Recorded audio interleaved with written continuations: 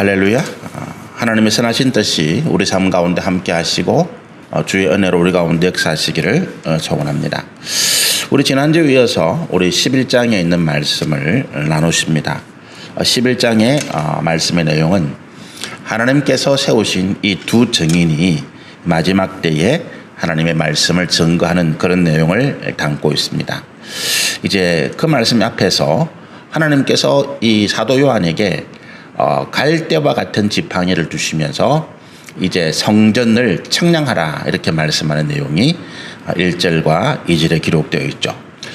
갈대와 같은 지팡이가 어떤 의미인지 또 어떻게 우리가 이것을 다루어야 하는지는 우리 지난주에 말씀을 나누었습니다. 1절에 보면 하나님께서 사도 요한에게 갈대와 같은 지팡이를 주시면서 청량할 것을 말씀하십니다.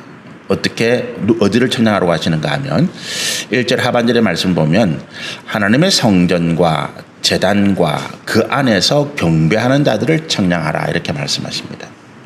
그리고 2절에 보면 하나님께서 청량하지 말라고 그냥 두라고 하시는 곳이 또 있습니다. 그것이 어딘가니까 성전 바깥 마당은 청량하지 말고 그냥 두라 이렇게 말씀하십니다. 여기서 이제 우리가 성전 안에 있는 성전과 제단 그리고 그 안에서 예배하는 이제 성도들 그리고 성전 바깥 마당에 있는 이 사람들을 하나님께서 분리하고 구별하시는 것을 볼 수 있습니다. 지난주 우리 성전의 구조에 대해서 잠시 말씀드렸는데 성전의 구조가 이제 성전이라고 하는 건물을 중심으로 되어 있죠. 근데 성전이라고 하는 건물이 있고 그 성전 바로 앞에는 이제 성전 앞마당이 됩니다. 성전 앞마당. 안뜰이라고 할 수 있는데 그곳에 제단이 있다라고 말씀을 드렸죠. 그리고 이제 이 성전의 안뜰, 앞마당을 이제 울타리 같은 것이 이제 경계를 치고 있는데 그 너머가 성전의 이제 바깥 마당입니다. 근데 이곳이 이제 또 몇 가지로 구분되죠. 여인의 뜰이라고 하는 것과 이방인의 뜰이라고 하는 것이 이제 구분된다고 말씀을 드렸잖아요. 그러니까 이제 2절에 있는 성전 바깥 마당은 이 제단 안뜰 성전 건물이 있고 성전 앞에 제단이 있는 그 제단의 안마당을 말하는 것이 아니라 이제 성전 바깥 마당이라고 하는 것은 여인들이 성전에서 수종을 드는 봉사하는 여인들이 이제 그곳에서 여러 가지 성전에 필요한 일들 뭐 제물로 잡은 짐승을 고기를 삶는다든지 뭐 빨래를 한다든지 이런 일들을 하는 곳이 있고 그 다음에 밖에 이방인들이 와서 이제 성전의 외곽을 구경할 수 있는 그런 장소, 이방인의 뜰이라고 할 수 있는 이런 곳이 있을 때 그곳이 이제 성전 바깥 마당이죠. 근데 이곳을 이제 하나님께서 청량하지 말라, 성전 안은 청량하라 이렇게 말씀하십니다. 우리가 성전의 구조가 성전의 어떤 건물, 지성소와 성소로 구분되는 이 건물은 지금으로 치면 우리가 예배를 드리는 이 예배당이라고 볼 수 있습니다. 그러니까 이제 이 성전 안과 성전 밖을 구분하는 이 하나님의 말씀은 우리가 신앙에 있어서 본질과 비본질이라고 하는 것들을 구분한다고 할 때 이 본질, 핵심 반드시 지켜야 하고 변질되어서는 안 되고 그대로 우리가 따르고 순종해야 될 것을 신앙의 본질이라고 한다면 예배죠. 하나님에 대한 예배가 사실은 우리 신앙의 본질입니다. 말씀, 기도, 찬양 이것들이 예배 안에 포함되어 있잖아요. 성도의 교제, 하나님과의 교제 이런 것들이 이제 예배 안에 포함이 되어 있는데 우리가 하나님께서 이 성전과 그 제단과 그 안에서 경배하는 자들을 청량하라라고 이야기할 때 하나님께서 그들을 왜 숫자를 재어보시고 그 규격 치수를 재어보십니까? 그것들을 그대로 보존하시겠다라고 하는 거잖아요. 하나님께서 거룩한 말씀, 모세를 통해서 주신 말씀을 통해서 성막이 지어지고 그 성막을 기준으로 해서 모델로 해서 또 다윗이 솔로몬이 성전을 짓습니다. 그리고 이제 그 두 번에 걸쳐서 성전의 파괴가 일어났을 때 마지막으로 지금 예수님 당시에 있었던 성전이 세 번째 성전 건물이잖아요. 헤롯 성전이라고 하는 이 헤롯 성전도 역시 마찬가지로 모세가 하나님으로부터 받은 그 말씀을 근거로 해서 성전이 지어지거든요. 그러니까 이 성전이라고 하는 것은 그 안에 있는 제단도 마찬가지, 제단을 어떻게 만들어라 하는 것들도 말씀의 근거가 되어 있기 때문에 이 성전과 제단 그리고 그 안에서 예배하는 자들은 하나님의 말씀을 기준으로 하나님의 말씀을 본질로 해서 그대로 순종하고 따라가는 그런 믿음의 본질을 의미한다라고 볼 수 있습니다.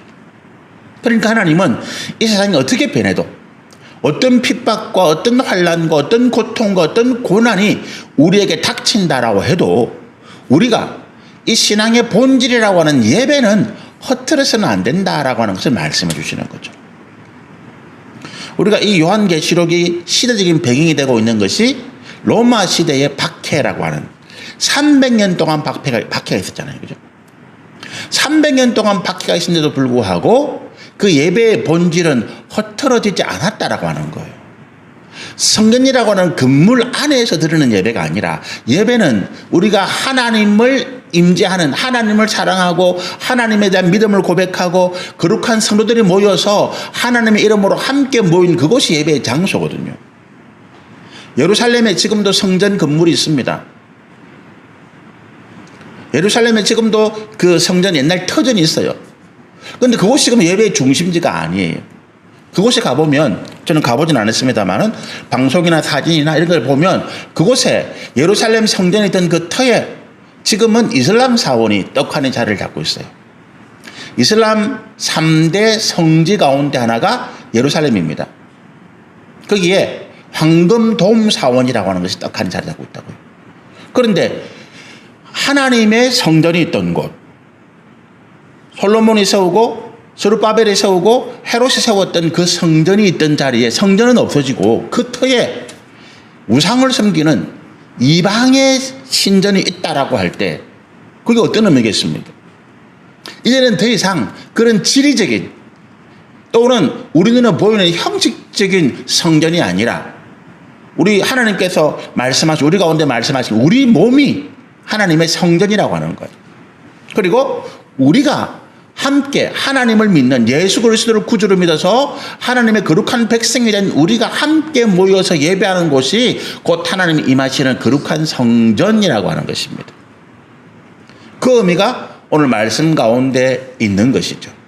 그래서 예배의 본질을 말하는 것입니다. 오늘 사도 요한에게 지팡이 같은 갈대를 주며 말하기를 일어나서 하나님의 성전과 제단과 그 안에서 경배하는 청량하라라고 할 때 사도 요한이 이 밤모섬에서 요한계시록 말씀 받을 때가 AD 90년이라고 그랬잖아요. AD 90년경에 이 말씀을 받았는데 이미 이때 예루살렘은 멸망하고 없어요. 역사적인 지리적인 예루살렘은 AD 70년경에 유대인들이 유대민족들이 예루살렘을 중심으로 해서 그 당시 로마의 반역을 일으킵니다. 그리고 이 반란을 진압하기 위해서 로마의 티투스라고 하는 장군이 로마의 군대를 이끌고 와서 로마를 쓸어버립니다. 그리고 그때 이 성전, 이 헤롯 성전도 벽돌 위에 돌 위에 돌 하나 남기지 않고 다 무너져 버려요. 그리고 이 유대인들은 전 세계로 쫓겨나게 됩니다. 그게 AD 70년이 있으니까. 그러니까 이 사도 요한이 지금 이 말씀을 받는 시점에서는 예루살렘 성전이 없어요. 그런데도 불구하고 하나님께서 사도 요한에게 이 성전을 청량하라고 가르치는 말씀은 뭐예요? 예루살렘 성전은 없어졌지만 그 성전에서 예배를 드리던 그 믿음의 신실한 신앙의 본질은 지켜라라고 하는 것입니다. 그걸 청량하라는 거죠. 그리고 그거를 이 핍박의 시대를 넘어서서 예수님 오실 때까지 마지막 순간까지 우리가 예배를 드리는 그 본질을 지켜나가라라고 하는 말씀이 1절의 말씀입니다. 그런데 2절에 보면 성전 바깥마당은 청량하지 말고 두라 그랬잖아요. 이 성전 바깥마당이 뭐라고요? 여인들이 봉사하던 곳. 지금으로 치면 교회 안에 이 성전, 이 여인들의 뜰도 성전의 구역에 속합니다. 이방인의 뜰도 성전의 구역에 속해요. 그런데 그것은 뭡니까? 예배가 본질이 아니라 예배를 돕기 위한 어떤 비본질적인 것들이 일어나는 것이죠. 빨래하고 뭐 제물로 섰던 고기를 삶고 뭐 여러 가지 필요한 물건을 나르고 옮기고 이런 일들이 이제 일어나는 곳이 이 여인의 뜰이에요. 이방인의 뜰입니다. 그럼 지금으로 치면 어떤 의미겠어요? 우리가 예배를 드리는데 본질에 필요한 여러 가지 준비들이 있잖아요. 뭐 식당의 봉사라든지 아니면 우리가 뭐 여러 가지 사회의 문제라든지 이런 것들이 이제 교회 안에 있습니다. 친교의 문제, 뭐 여러 가지 바깥에서 우리가 어떻게 해야 될 것인지 이런 부분들이 교회 안에 어떤 문화로서 자리 잡고 있는 부분들이 있어요. 그래서 이 문화는 교회마다 지역마다 나라마다 다릅니다. 예배라고 하는 본질은 똑같아요. 우리가 미국에서 예배를 드리나 독일에서 예배를 드리나 천주교나 아니면 다른 어떤 우리가 정통적인 신앙을 가지고 있는 복음주의 교회에 좀 다르겠지만 복음주의 교회를 예수 그리스도를 구주로 믿어 신앙을 고백하는 그 신앙을 가지고 있는 교회들은 예배의 본질은 똑같습니다. 말씀, 찬양, 기도, 교제 똑같습니다. 그래서 우리가 미국에서 예배를 들어도 예배 시간에는 우리가 낯설지가 않습니다. 말은 좀 모르지만 아멘할 때 같이 아멘하고 여러 통립기를 서서 설교 말씀을 듣고 찬양하고 똑같습니다. 그런데 뭐가 어색하냐 하면 예배가 끝난 다음에 친교 그다음에 그들의 교회 문화가 우리와는 좀 어색합니다. 다른 교회에서 오신 분들이 우리 교회 예배 드리러 와서 좀 어색하게 느끼는 부분 이 문화적인 부분이에요. 우리가 가지고 있는 문화적인 어떤 형태 성도의 교제를 나누는 방법 여러 가지 교회에서 성경 공부하는 모습, 제자 훈련하는 모습, 아니면 우리가 사역하는 모습, 구역을 모이든 다른 걸 모이든 우리 교회는 특히 또 지금 이제 우리 주일 오전 예배 한 번만 드리니까 주일 오전 예배 한 번만 드리니까 다른 데서 오신 분들은 이 교회가 새벽 예배도 안 드리고 수요일 예배도 안 드리고 뭔가 이상하네 이렇게 생각할 수도 있죠. 문화적인 부분이라는 거야. 그런 문화적인 부분들은 청량하지 말라는 것입니다. 그거는 비본질적인 거예요. 그건 시대가 지나면서 다를 수 있고 또 지역이나 국가나 환경에 따라서 다를 수 있다는 거예요. 뭐 때문에? 본질이라는 것을 돕기 위해서 변화되기 때문에 우리가 몸은 본질이라면 우리의 삶이 본질이라면 우리가 여름에는 얇은 옷을 입고 겨울에는 두꺼운 옷을 입고 여름에는 에어컨을 틀고 겨울에는 히터를 틀고 이것이 이제 문화적인 부분이에요. 아침에는 간단하게 샐러드 종류를 먹고 저녁에는 약간 하드하게 고기나 이런 걸 먹고 그걸 거꾸로 하는 사람도 있습니다. 아침에는 든든하게 고기 종류를 먹고 저녁에는 가볍게 샐러드 정도를 먹고 그건 다 문화적인 차이예요. 그걸 가지고 옳다 그러다 말할 수는 없다는 거예요. 그걸 시비하지 말라는 거예요. 그걸 판단하지 말라는 거예요. 그리고 이방인들이 들어온다는 거예요. 이방인들이 들어와서 뭘 합니까? 그 사람들이 여러 가지 교회에 시비를 걸고 그걸 가지고 여러 가지 우리가 잘하니 못하니 교회가 이방인들이 세상의 교회다가 요구하는 부분들 있잖아요. 교회는 이래야 된다 저래야 된다. 거기에 우리가 만약에 휩쓸려 가면 교회의 본질이라는 예배를 허틀어 놓게 된다는 거예요. 이방인들이 시비하면 시비하게 두라는 거예요. 그 사람들이 교회에 대해서 이렇게 저렇게 말하면 그냥 그대로 두라는 거예요. 그걸 가지고 올리 그러니 싸우다 보면 우리가 예배라고 하는 본질을 놓치게 된다는 거예요.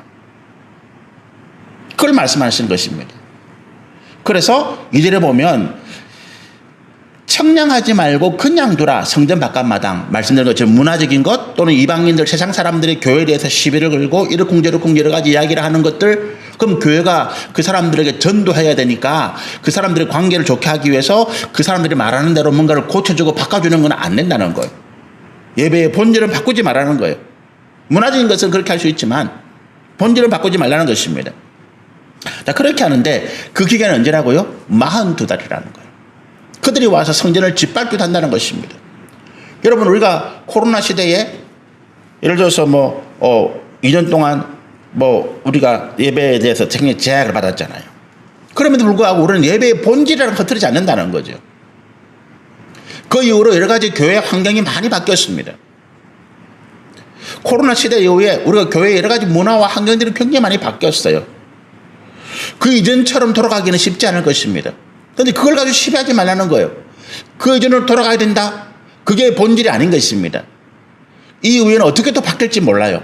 그러나 어떤 상황이 오더라도 우리가 하나님의 예배를 드린다고 하는 것은 이 본질적인 부분은 허틀어서는 안 된다라고 하는 것이 이제 1절과 2절이죠. 그게 이제 기한이 있다. 2절에 보니까 42달 동안.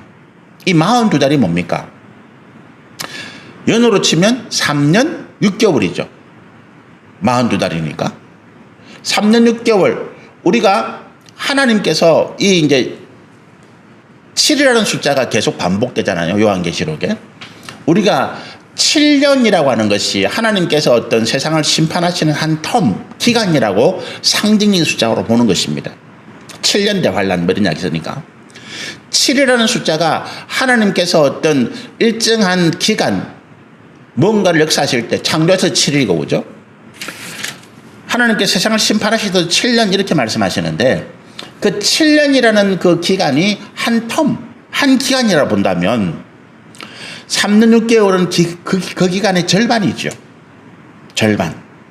그러니까 다시 말씀드려서 하나님이 이 세상이 교회에 대해서 시비를 걸고 여러 가지 거기에 대해서 우리가 뭐 고난을 당하고 어려움을 겪는 것이 하나님께서 우리 가운데 작정하신 기간의 절반이다. 나머지 절반은 뭡니까? 우리가 이 기간 동안 세상의 환난과 고난과 핍박의 기간 동안 우리가 끝까지 믿음의 본질을 지키고 예배를 하나님께 드리는 것을 포기하지 않고 믿음을 지켜나간다면 반드시 그 3년 반 지난 후에는 우리 가운데 평안이 올 것이다라고 하는 것을 말씀하는 거죠. 우리 인생도 그래요. 우리가 이 땅에 살아가는 동안에 끝까지 고난을 당할 것이냐? 그렇지 않습니다. 우리가 창세기에 보면 믿음의 사람들이 아브라함, 이삭, 야곱, 요셉 이 네 믿음의 조상의 삶이 창세기에 기록이 되어 있는데 그들의 삶을 보면 순탄하지 않죠. 믿음으로 하나님께 나아가는데 믿음으로 나아가는 하나님의 삶의 사람들의 삶이 순탄하지 않더라는 거예요.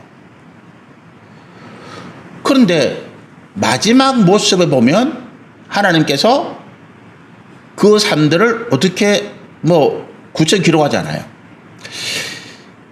우리가 하나님께서 우리 삶을 기록하시는 걸 보면 믿음의 연단을 이루는 것은 굉장히 상세하게 기록하세요.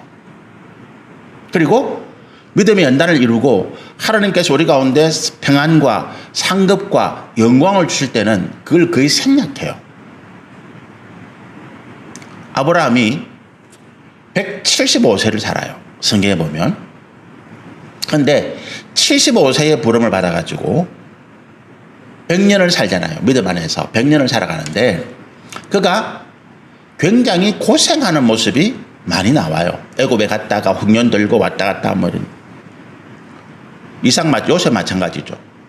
요셉이 110세를 사는데 30년 동안 그 극심한 고통 가운데 살아요. 근데 그 말씀은 굉장히 길게 기록된 성경에. 그런데 그가 애굽의 총리가 되어져서 기근을 해결한 그 이후 그 다음에 총리로서 어떻게 상급과 영광을 누린다는 성경 기록을 안 해요. 무슨 말인가 하면 하나님께서 우리에게 주시는 교훈의 말씀이 우리는 잘 먹고 잘 살았다를 바라지만 하나님 이 땅에서 우리가 믿음으로 연단되어져서 완성되어지는 과정을 본으로 주시는 거예요. 그리고 그 마지막에는 하나님 주시는 상급과 영광으로 당연히 말하지 않아도 영광과 상급 가운데 평안함과 하나님 주시는 축복을 누리고 산다는 거죠. 우리도 마찬가지입니다. 우리 인생이 예를 들어서 80이다, 90이다, 100살이다. 그러면 내가 하나님 앞에 믿음으로 살아가는 그 기간을 짧게 하는 것이 사실은 지혜예요. 내가 연단의 기간을 짧게 하면 그만큼 내가 이 땅에서도 하나님 주시는 평안과 상급을 누리며 살 수 있는 기간이 길어져요. 아브라함이 125세 정도까지 연단을 받았다 봐요. 그가 이삭을 제물로 드릴 그 시점, 그리고 자기 아내 사라가 죽음을 맞이하기까지, 그 이후에는 아브라함에 대한 기록이 없습니다. 50년 가까이 아브라함이 평안하게 하나님 주신 영광과 상급을 누리고 살아요. 그 연대기를 맞춰보면 아브라함이 이 야곱, 이삭의 두 손주를 품에 안고 아마 청소년기까지 키웠을 것 같아요. 연대기를 맞춰보면.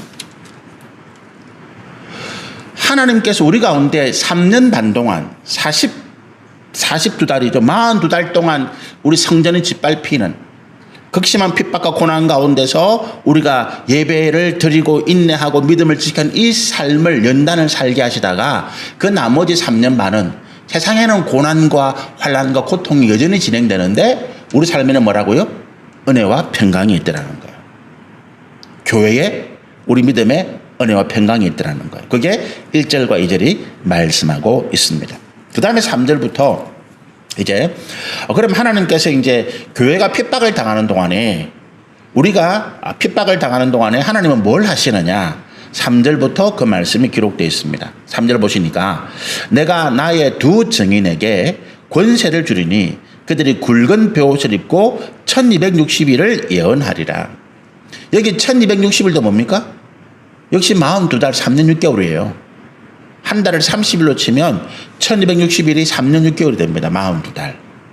그래서 우리가 핍박당하는 이 3년 6개월 42달 동안 하나님은 두 증인, 하나님께 말씀과 능력을 받은 두 증인을 내세워서 이 세상에 복음을 전하고 진리의 말씀을 가르치는 이런 일들을 하시더라라고 하는 것입니다. 우리가 핍박받는 동안에 하나님은 이 땅에서 세상을 구원하시는 일을 하시고 그리고 그 영광을 우리에게 돌리십니다. 우리가 인내하였기 때문에 우리가 핍박과 환난과 고난을 견뎠기 때문에 하나님께서 이 땅의 죄인들을 구원하시는 시간을 가지셨다. 이렇게 말씀하시는 거예요. 우리가 요한계시록 6장에 제단 아래에서 그 피 흘린 순교한 영혼들이 하나님 우리의 원한을 갚아주십시오. 그렇게 부르짖잖아요. 하나님께서 그 말씀을 들으시고 뭐라고 말씀하셨다고요? 네 동무의 숫자가 차기까지 기다리라. 그 말은 더 많이 순교해야 된다는 이야기가 아니고 너희들이 인내하고 고통하고 기다리는 그 순간에 하나님은 이 땅을 구원하시는 일들을 하실 것이다. 그리고 그 구원받은 자들의 어떤 영광은 너희 것이다 이 말이죠. 사도 바울이 그렇게 고백하잖아요.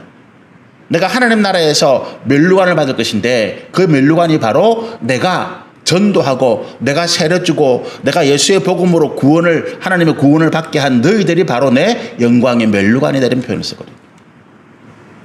그래서 이 두 증인이 교회가 성도들이 고통받는 그 42달 동안 이 땅에 하나님의 구원의 역사를 이루어 가시더라라고 하는 것이죠. 내가 나의 두 증인에게 권세를 주더래요. 그런데 권세가 뭐냐 하면 우리가 뭐 권세는 우리가 보통 능력 이렇게 말할 수 있는데 그런데 사실 가장 큰 권세는 말씀이에요. 하나님이 증인에게 뭘 주십니까? 증거할 말씀을 주시잖아요. 말씀이 없는 자는 증인이 될 수가 없습니다. 하나님의 말씀을 알지 못하고 예수 그리스도의 복음을 알지 못하는 자는 증인이 될 수 없어요. 우리는 예수의 증인이기 때문에 그렇습니다. 다른 누구의 증인이 아니라 우리는 예수의 증인이기 때문에 우리가 하나님의 말씀, 진리의 말씀을 알고 예수라고 하는 예수의 복음을 알아야 우리의 증인이 된다는 거예요. 그래서 우리에게 가장 큰 권세는 뭐냐 하면 우리가 하나님의 말씀을 가지고 있다라고 하는 거예요. 우리에게 하나님의 말씀이 있다. 이것이 우리의 가장 큰 권세입니다. 말씀이 천지를 창조하고 말씀이 세상의 모든 능력과 기적을 일으키잖아요. 그리고 두 번째 권세는 뭐냐 하면 우리가 이제 보통 일반적으로 권세라고 알고 있는 사단과 마귀와 악한 영들을 대적할 수 있는 능력이 권세입니다. 그것도 말씀으로 이루어지죠. 그죠? 그래서 하나님께서 내 두 증인에게 권세를 주리니 라고 이야기할 때 권세는 말씀과 능력이다. 그리고 그들이 굵은 베옷을 입고 1260일을 예언하리라. 이 두 증인이 굵은 베옷을 입고 있다라고 할 때 이것이 이제 하나님 앞에 겸손을 말해요. 또 세상에 대한 회개의 요청을 말합니다. 굵은 베옷은 상복을 연상시키죠. 상복이기도 하고 또 이제 애통하는 모습이잖아요. 그 세상이 자기들 앞에 닥친 심판과 하나님의 어떤 징계를 깨닫지 못하고 그저 육신의 정욕과 탐욕으로 살아간다고 할 때 그들 앞에 경고하는 게 너희들 앞에 지금 멸망에 이르렀다라고 하는 것입니다. 그것을 몸으로 보여주는 것이 굵은 베옷이. 우리가 세례 요한이 예수님의 길을 예비하고 그 당시 유대인들에게 회개의 말씀을 외칠 때 그가 낙타 트롯을 입고 있는 거죠. 세례 요한은 제사장의 가문이거든요. 그 당시의 제사장은 특권층입니다. 그래서 그가 유복한 아주 부유한 집안에서 자랄 수 있는 형편이지만 그러나 세례 요한은 그것을 마다하고 그 당시 세상의 정욕과 탐욕에 빠져있는 유대인들에게 직접 그 삶으로 하나님의 어떤 경고의 메시지를 전해주기 위해서 낙타 트롯을 입고 있는 거예요. 거친 옷을 입고 있습니다. 마찬가지로 오늘 우리 교회가 세상에 나타내 보일 수 있는 것은 말씀과 동시에 우리의 삶의 모습입니다. 우리가 굵은 벼옷을 입어야 되는 거죠. 그것은 뭡니까? 우리 역시 똑같이 세상의 사람들과 같이 세상의 명예와 권세와 재물을 탐하는 자가 되어서는 안 된다는 거죠. 사업을 해서 돈을 많이 벌었다. 그 돈을 가지고 내 육신의 영광을 위해서 내가 아주 사치스럽게 살아가는 이것은 옳지 않다라고 하는 거예요. 겸손하고 또 뭡니까? 겸비, 스스로를 낮추는 모습들. 내가 하나님 앞에 은혜를 받아서 세상에 권세를 가졌다. 그 권세를 가지고 내 육신의 정욕과 내 육신의 어떤 삶을 위해서 내 권세를 사용한다. 하나님께 책망받고 심판받을 일이라는 거예요. 이 땅의 권세자들이 그렇게 망하는 거예요. 이 땅의 권세자들 역사를 보면 수많은 이 땅의 권세자들 스스로의 정욕과 스스로의 어떤 권세를 탐하다가 멸망하는 일들이 역사 기록되어 있잖아요. 권세를 주신 하나님의 뜻에 순종해야 되는 거예요. 그것이 굵은 벼옷을 입고 있다라고 하는 의미로 이해하시면 됩니다. 그가 1260일을 예언할 것이다. 교회와 성도와 또 하나님의 신실한 믿음의 사람들이 고난 가운데 인내하고 예배를 드리고 세상에서 본을 보이는 그 삶 동안에 하나님의 증인들, 하나님의 말씀을 전할 사명을 받은 하나님의 신실한 종들은 세상 가운데 또 주의 말씀과 증거를 나타내고 있더라는 것입니다. 사절에 보면 그들이 누구냐? 이 땅의 주 앞에 서 있는 두 감람나무와 두 촛대니. 이 땅의 주라고 하는 것이 뭐겠어요? 하나님께서 이 땅에 임하심을 표현하는 거죠. 하나님께서 이 땅을 외면하지 않으셨다는 거예요. 방치하지 않았다는 것입니다. 하나님은 여전히 이 땅에 만유의 주로서 또 만왕의 왕으로서 이 땅의 통치자로서 이 땅에 계십니다. 사람들이 그걸 모를 뿐이지. 그리고 하나님께서 보내신 이 두 증인이 하나님 앞에 서 있더라는 거예요. 그런데 성경이 뭐라고 표현하고 있는가 하면 두 감람나무, 두 촛대 이렇게 말합니다. 여기서 감람나무가 뭐냐라고 이야기할 때 감람나무는 이제 그 올리브 나무잖아요. 성경에 보면 하나님 백성들을 감람나무로 표현한 말씀이 굉장히 많아요. 특히 시편 같은 데 보면 하나님의 뜰 안에 있는 푸른 감람나무라고 우리를 표현해요. 또 하나님이 감람나무를 돌감람나무, 이제 감람나무 중에서 이제 가짜 비슷한 그런 열매죠. 그걸 맺는 나무를 제하고 참 감람나무를 심겠다. 이런 그런 표현도 많고. 그러니까 이 감람나무라고 하는 것이 하나님의 백성들을 상징하는 구약 시대의 어떤 표현인데 이 두 감람나무라고 할 때 이 감람나무가 어떤 의미겠습니까? 이 감람나무는 좋은 열매를 맺는 것이 하나님께서 원하시는 거잖아요. 그죠? 그래서 이 두 증인을 두 감람나무라고 표현한 것은 하나님께서 원하시는 그 선한 결과를 이 증인들이 이루어낸다라고 하는 의미로서 두 감람나무. 푸른 감람나무다. 시들지 않는다는 거죠. 하나님께서 그들에게 힘과 능력과 지혜와 말씀을 주셔서 세상의 어떤 것들도 이겨낸다라고 하는 의미로 감람나무라고 하는 표현을 쓰신 것 같아요. 촛대는 뭡니까? 두 촛대. 촛대는 이 등잔을 바치는 대잖아요. 그러니까 하나님의 진리 말씀을 안에 가지고 있으면서 그걸 세상에 나타내도록 도구로 쓰이는 거죠. 촛대가 빛은 아니죠. 빛이신 하나님, 빛이신 말씀을 이 두 증인을 통해서 세상에 밝혀내더라는 것입니다. 그러니까 우리가 이제 주의할 것은 이거예요. 두 사람이니까 한 사람은 감람나무, 한 사람은 촛대, 이 의미가 아니에요. 성경 보면 뭐라고 표현됐다고요? 두 사람을 다 감람나무, 두 감람나무, 두 촛대, 이 한 증인, 한 사람 한 사람이 각각 하나님께 받은 그 사명을 충성되게 감당해서 하나님이 원하시는 선한 열매를 만들어내고 세상의 어떤 악한 것들과 싸워서 지지 않는 믿음의 용기 또 능력, 지혜를 가지고 있고 하나님의 진리의 말씀 세상에 널리 밝히는 그런 일들을 감당해내더라라고 하는 것입니다. 그런데 왜 두 명이냐? 두 명이 우리가 하나님께서 이제 어떤 것이 참되다라고 이야기할 때 증인이 두 사람이 있어야 된다라고 이야기해요. 성경에 두 사람이 말하는 것은 그 증인이 참되다라고 재판장에 받아주는 거예요. 그래서 두 증인, 한 사람이 말하면 아니 그 진짜야? 라고 할 수 있지만 두 사람이 각각 다른 두 사람이 말을 할 때 그 말이 참되다라고 하는 의미를 가지고 있더라는 거죠. 그래서 우리가 같이 하나님의 이 거룩한 역사를 한 사람이 감당하는 것이 아니라 한 교회, 한 집단이 감당하는 것이 아니라 하나님의 백성들이 모두가 함께 감당해야 되는 그런 일이다라고 하는 것들을 의미한다라고 말씀하시면 좋겠습니다. 그러면서 이제 어떻게 합니까?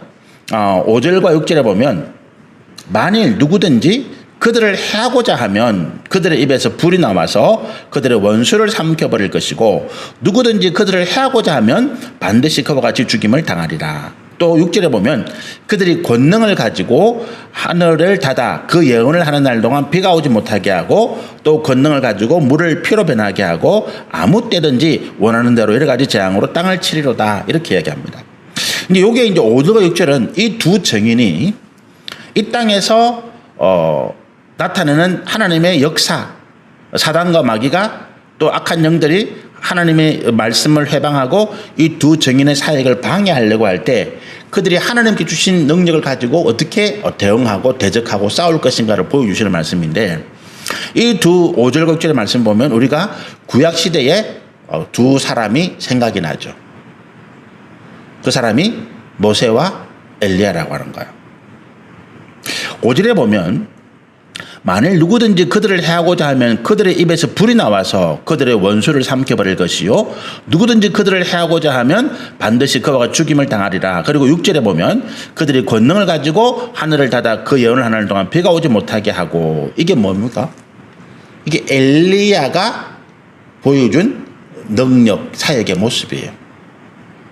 엘리야가 하늘에서 불이 내려오게 해서 갈멜산 정산에 쌓은 그 번제물을 불로 태우죠. 또 이제 그 아합 왕이 죽고 난 다음에 그 아합 왕의 아들이 자기가 죽을 병에 걸려요. 그런데 이제 그가 우상하게 묻다가 안 낫거든요. 우상하게 고쳐달라고 빌었는데 낫지를 않아요. 그래서 이 아합 왕의 아들이 신하들을 엘리야에게 보내서 내 병이 나을까 안 나을까 물어보게 보냅니다. 근데 이 신하들이 악한 마음을 가지고 엘리야에게 옵니다. 그러면서 이제 그들이 엘리야에게 하나님의 종이요 이렇게 이야기합니다. 엘리야가 그들의 마음 가운데 있는 악한 마음을 보죠. 엘리야가 이렇게 대답합니다. 내가 진짜로 너희가 말하는 것처럼 하나님의 사람이라면 하늘에서 불이 내려와서 너희를 살아볼 것이다. 그 말을 하는 순간에 하늘에서 불이 내려와서 50부장과 그 병사들을 다 살라버립니다. 그 사건이 두 번 일어나요. 그리고 그 이후에 그를 또 찾아오는 군대 지휘관이 정말로 엘리야를 존경하고 두려워하는 마음으로 엎드립니다. 하나님의 위엄, 하나님의 능력, 하나님의 권세를 보여준 것이죠. 이 땅에 어떤 악한 자들도 하나님의 사람을 해할 수 없다는 그 능력을 보여준 것입니다. 그 사건이 이제 5절의 말씀이에요. 하늘에서 불이 내려와 살아볼 것이다. 그리고 6절에 보면 그들이 권능을 가지고 하늘을 닫아 그 예언을 하는 날 동안 비가 오지 못하게 하고 이게 엘리야의 사역이죠. 엘리야가 그리 시냇가에서 물을 마시니까 3년 반 동안 하늘이 닫히고 비가 내리지 않아서 그 땅이 가물음. 6절의 마지막에 말씀 보면 또 권능을 가지고 물을 피로 변하게 하고 아무 때든지 원하는 대로 여러 가지 재앙으로 땅을 치리로다. 이게 모세가 애굽에서 10가지 재앙으로 애굽의 우상들을 쳤던 역사를 나타내는 거죠. 그래서 이 두 5절과 6절의 말씀을 보면 이 두 증인이 누구를 말하느냐? 모세와 엘리야와 같은 그런 역사를 일으키는 하나님의 종이다라고 말하는 거죠. 모세와 엘리야가 직접 내려오는 건 아니다라고 지난주에 말씀드렸어요. 그죠? 왜 그렇습니까? 그들은 죽었어요. 지금 그 영혼이 하늘나라에 있습니다.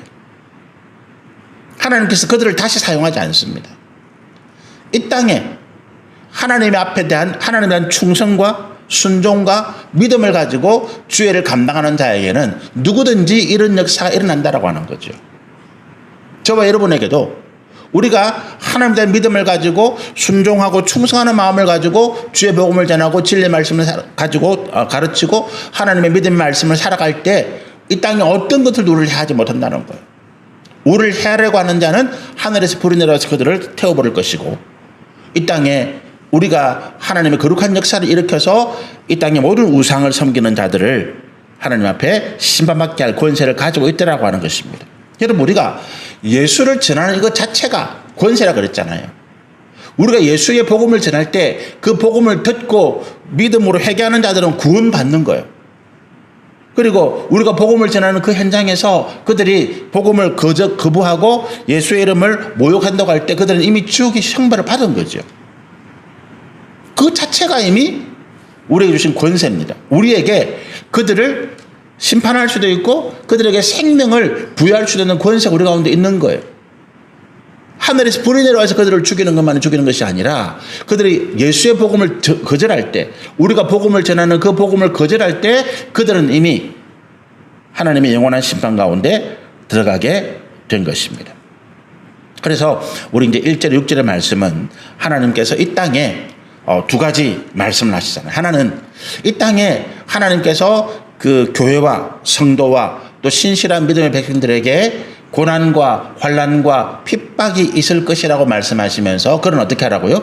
우리가 신앙의 본질, 그 핍박과 고난과 환난 중에서도 우리가 예배를 드리고 하나님의 말씀을 사모하고 찬양하고 기도하는 이 예배의 본질, 신앙의 본질은 놓쳐서는 안 된다라고 하는 것을 말씀하는 거죠.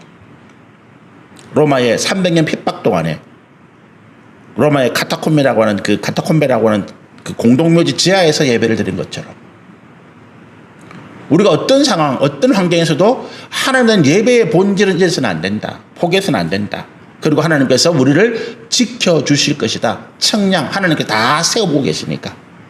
다 일일이 세워보시고 확인하시면서 우리를 지켜주시니까 그걸 그렇게 하라. 두 번째는 뭡니까? 우리가 핍박받고 고난받고 우리가 여러 가지 인내하는 그 기간 동안에 하나님은 이 땅을 구원하시는 일들을 하고 계시더라. 그리고 그 구원하시는 일들 가운데 구원받은 자의 그 영광을 하나님 우리 가운데 주시더라라고 하는 것입니다. 그것이 오늘 말씀 가운데 우리가 하나님 주시는 은혜고 교훈이고 또 여러 가지 믿음의 모습인 줄로 믿습니다. 우리를 하나님이 우리가 핍박 가운데서도 우리가 고난 가운데서도 환난 가운데서도 하나님 우리를 내버려 두지 않으시고 그대로 우리 가운데 역사하십니다. 오히려 우리가 고난받는 것을 통해서 하나님 땅의 구원의 역사를 이루어 가십니다. 내가 가족 때문에 힘들다. 하나님은 나를 통해서 가족의 구원을 이루어 가시는 줄로 믿으시면 좋겠습니다. 내가 주변의 이웃 사람들 때문에 힘들다. 하나님은 내가 나를 통해서 내 주변의 이웃 사람들을 구원해 가시는 일을 하고 계신다. 그럼 우리는 어떻게 해요? 그들을 위해서 기도하고 그들을 위해서 하나님 앞에 같이 중보해 나가고 어떻게 하든지 기회를 잡아서 그들에게 진리의 말씀을 전하고 복음을 전하는 그런 일들을 우리가 힘쓰고 또 해나가야 될 줄로 믿습니다. 같이 기도하겠습니다.